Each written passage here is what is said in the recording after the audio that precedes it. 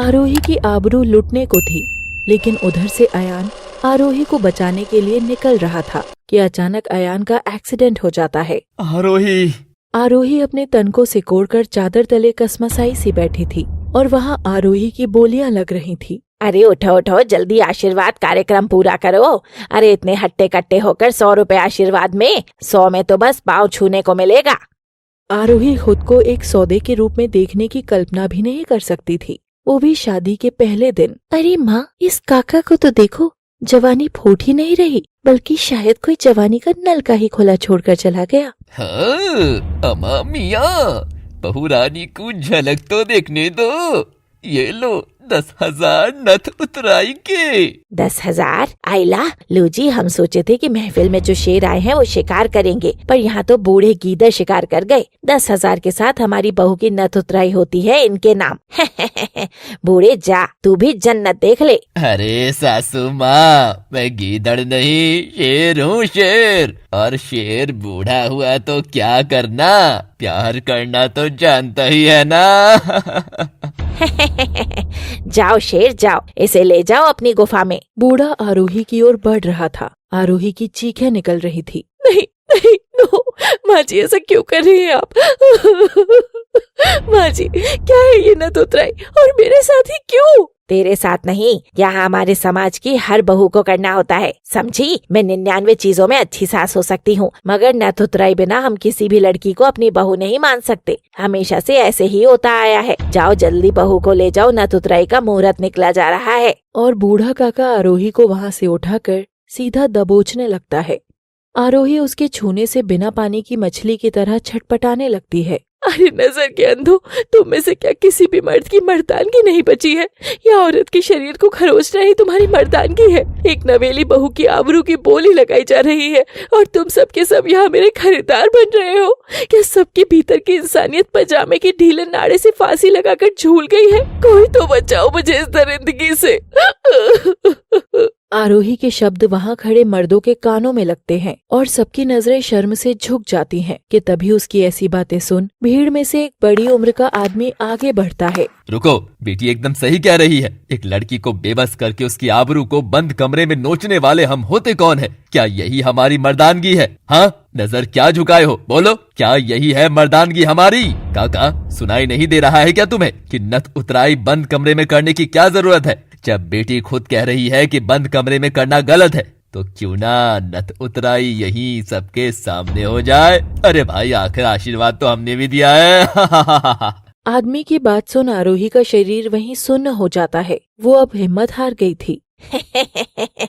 ये कोई फिल्म का सीन नहीं है बहू रानी कि ऐसी जोशीली बात बोल देने से कुछ बदल जाएगा। चलो अब सब मजे करो, मैं और जूही जाते हैं। और हाँ, एक कल्लू, तू और मुरारी, तू और तेरे पास वाला, तुम तो पास से देखना भी मत। 100 रुपए चढ़ावा देकर इनको तो पिक्चर भी पूरी देखनी है। बस 10 मिनट के बाद बाहर निकाल देना इनको, समझे ना? चलो काका, लो अपना खिलौना अब। और हाँ, बस 1 घंटे से ज्यादा नहीं। याद रहे ये नथ उतराई है, कोई 7 फेरे नहीं जो चिपके रहोगे। मेघना जूही हंसते हुए आरोही को वहीं खड़ा छोड़कर पलट जाते हैं। आरोही की ओर काका का हाथ बढ़ रहा था। उसने खुद को चादर में समेट रखा था। मत करो, डरो रब से। अरे मैं तुम्हारी बेटी पोती की उम्र की हूँ। अरे बेटी पोती की बात मत कर कुड़ी। हमारा काका तो ही गांव का मोस्ट हैंडसम बैचलर है, अखंड कुआरा। रोना बंद कर और तू भी मजे कर। भाई वाह, जाने वाले क्या ही रस्म बना कर गए हैं। ताजी बहू के ताजे मजे। वाह भाई, ओहो, मजे ही मजे। और तभी अचानक दरवाजे से कुछ आवाज आती है।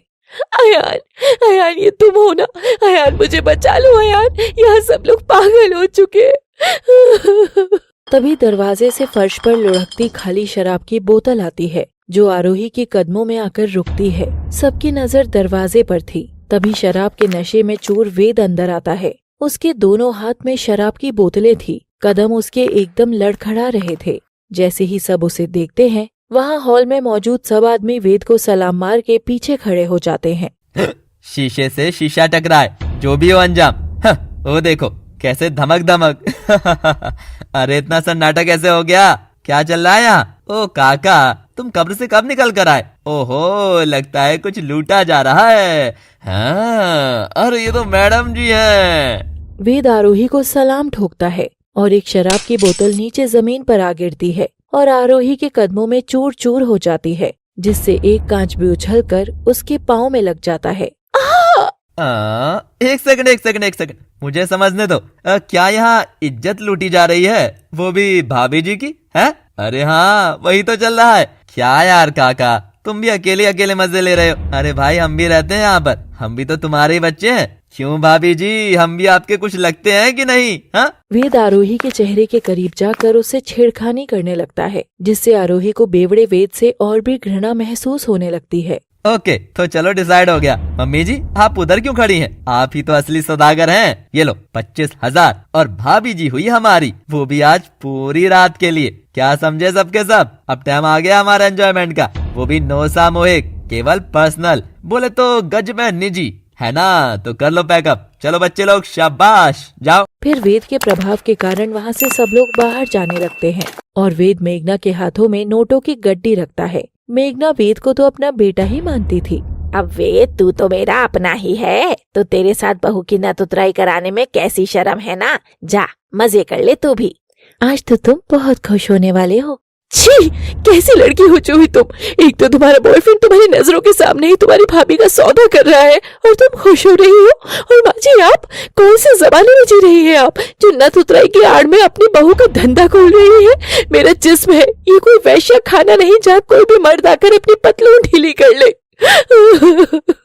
डियर भाभी जान, मैं कैसी लड़की हूँ ये तो नहीं पता, मगर हाँ, अपने बंदे को खुश करने की पूरी जिम्मेदारी मुझे आती है, तभी तो तुमको इसे सौंप रही हूँ ताकि ये खुश हो सके। बताओ, करोगी ना इसे खुश? देखो तो कैसे घबरा रही है भाभी जी। मेघना ये सुन मुस्कुराती है और आरोही के पास आती है। उसका चेहरा सहलाती हुई उसके बाल कसकर खींचती है। आयान, ये मेरा घर है। यहाँ परिंदा भी पर मारता है ना तो बदले में अपने पंख गिरा कर जाता है, क्योंकि बिना वसूली लिए मैं परिंदे को भी यहाँ से उड़ने ना दूं। तो तू कहाँ की चिड़िया है रानी? और अब इससे ज्यादा बोली ना तो इस प्यारे से मुंह में जलता कोयला रख दूंगी। बस फिर ना रहेगी जुबान, ना तेरी बकवास। फिर देख, मर्दों को ज्यादा मजा आएगा तेरे साथ। चुप करके रस्म पूरी करके अब अच्छी बहू बनकर यहाँ रह। अयान तो क्या, अयान के बाप तक की नहीं चलती है इस घर में, समझी? आरोही जब मेघना की बात सुनती है तो उसकी अब उम्मीद टूट गई थी। अयान का कोई अता पता नहीं था कि तभी वेद आरोही की कलाई जैसे ही थामता है, आरोही छटपटा उठती है। मर जाऊंगी मगर ऐसा नीच वाहियत काम नहीं करूंगी। काम थोड़ी है ये। अरे मैडम जी, ये भोग विलास तो हुस्न की पूजा करना है। अब काम वासना कब से बुरी होने लगी? अब मरना ही चाहती हैं तो उससे पहले मेरा कुछ तो फायदा कर जाओ। व्यर्थ क्यों मरना चाहती हो? हाँ, हाय, तुम भी ना ऐसे काबू में नहीं आओगी। जरा इधर तो आओ। और वेद आरोही को अपने पास खींचकर चादर में लपेटकर कंधे पर उठा लेता है। Wow mom, he is very muscular. चल बेटा, अब हम चलते हैं। ये माल आज के लिए तेरा हुआ। वेद आरोही के बेडरूम में जाता है और उसे बिस्तर पर पटक कर पहले कुंडी लगाता है और फिर आरोही को चादर की गिरफ्त से रिहा करता है। वो बिना अबरू के उसके सामने खड़ी थी, मगर जैसे ही आरोही अपने जख्मी पांव पर खड़ी होती है, वो वेद के चेहरे पर जोर से थूकती है। तू है तुम पर, नीच आदमी हो तुम, एकदम नीच। महंगी गाड़ियां रखने से दिलेरी नहीं होती वेद। तुम्हें जब पहली बार देखा था ना तब घृणा हुई थी, मगर फिर घृणा नफरत में बदल गई। लेकिन आज जो नीचता तुमने दिखाई है ना, मुझे बस तुम पर तरस ही आ रहा है कि क्या होगा उस बदनसीब लड़की का जो तुमसे रिश्ता जोड़ेगी। क्योंकि तुम जैसे लोग कभी नहीं समझ सकते कि औरत जो होती है ना वेद, वो कोई सौदा नहीं बल्कि सौगात होती है, ईश्वर द्वारा मर्द को दिया गया तोहफा। और तोहफे की कोई कीमत नहीं होती है, कोई कीमत नहीं होती है। सोचो, अगर तुम्हारी बीवी की भी नथ उतराई हुई तो कितनी बोली लगने पर बेचोगे तुम अपनी बीवी को? हाँ, क्या कीमत होगी उसकी? ये सुनते ही वेद को क्रोध आता है और वो आरोही पर हाथ उठा देता है। आरोही, बस एक और शब्द नहीं। मैंने पैसा तुम्हारे ये लेक्चर सुनने को नहीं दिए हैं। बुरा लगा ना? सुनकर ही बुरा लगा ना तुम्हें? तो मैं तो बिका हुआ माल बनकर तुम्हारे सामने खड़ी हूँ बिना आबरू के। तुम्हें तो बस सुनकर बुरा लगा, मेरे ऊपर तो बीत रही है। आखिर क्या होता है हमारे शरीर में ऐसा जो सब मर्द जाति से नोचने के पीछे पड़े रहते हैं? क्या ये भारी सीना जो ईश्वर ने इसीलिए बनाया था ताकि इस सीने से लगकर बच्चे के शरीर में गया दूध उसका रक्त बन सके, या फिर हमारी लचीली कमर, क्या ये लुभाती है तुमको? अरे नोचना है तो एक बार में ही नोच लो ना यार, क्यों बार बार याद दिलाते हो कि तू चुप रहे, तू औरत है। लो खरोच लो मेरा अंग अंग। 25,000 में खरीदे हो ना, तो मार दो 25,000 खरोचे इस जिस्म पर। मार दो वेद, मार दो। वेद आरोही के करीब जाता है और जोर से उसके बाल खींचता है। बस बहुत बोलती हो तुम आरोही। क्या होगा बेचारा अयान का, पर आज रात तुम्हारी बोलती मुझे बंद करनी ही होगी। और वेद एक हाथ से बत्ती बंद कर देता है और आरोही को कसकर थामते हुए उसकी पीठ पर नाखून से खरोचने लगता है। दर्द हो रहा है ना? तुमको बहुत दर्द मिलना बाकी है अभी। आरोही को वेद ने उठाया और बिस्तर पर लेटा दिया। वो उसके बहुत करीब था, सब तार तार हो चला था। वो कसकर चादर को मुट्ठी में भींचकर अपना दर्द भीतर ही दबा रही थी। रात के अंधेरे में आरोही का दर्द भी छिप गया था। बस जो नजर आ रहा था वो था उसकी आंख से छलकता एक आंसू। अयान, अयान! देखिए क्या अयान के साथ जो हुआ वो सब जानबूझकर हुआ, और वेद जो आरोही के साथ कर रहा है, क्या ये कोई साजिश है? आखिर कहानी में आरोही को मिल रहे दुख की वजह क्या है? जानने के लिए देखते रहिए हमारी दिलचस्प परतों से सजी ये कहानी, जिसमें लव, ड्रामा, सस्पेंस, नफरत सब कुछ अनलिमिटेड मिलने जा रहा है आपको, केवल लव सिटी पर। रुख जिंदगी ने मोड़ लिया कैसा, देखते रहिए। थैंक्स फॉर वॉचिंग, और हाँ, डोंट मिस द एंड।